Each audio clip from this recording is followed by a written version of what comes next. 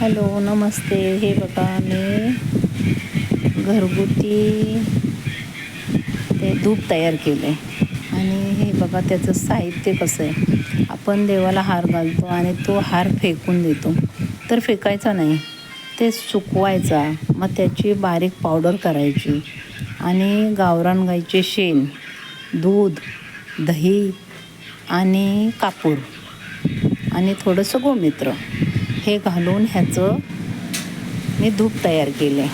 हे बघा. आणि हे एक नाही, एक दाम आणि 2 काम ह्याच्यापासून. हे धूप देवाला पण होतं, ह्याच्यात काय केमिकल नाही, काय नाही. आणि घरात सुगंध तर असू द्या, पण काय म्हणतात ना, घरात एकदम शांत असं म्हणजे वातावरण पण ह्या आपल्या गाईच्या शेणापासून मिळते.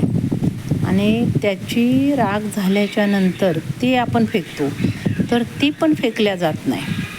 ती का फेकल्या जात नाही, तर हे बघा, पूर्वी लोक काय करायचे, कोळसा वारी करायचे, त्याने दात घासायचे, किंवा गवऱ्याची राख घ्यायचे, त्याने दात घासायचे, आणि लिंबाच्या काडीने पण दात घासायचे.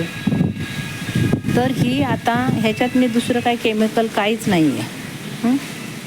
तर हे दात घासायला पण छान आहे. आणि तुम्ही आता म्हणाल की घाण आहे.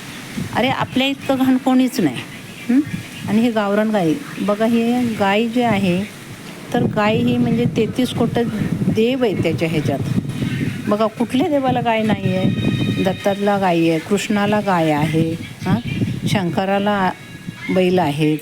म्हणजे हे गावरान गायचं शेण आहे, तर त्याच्यामुळे सगळं हे.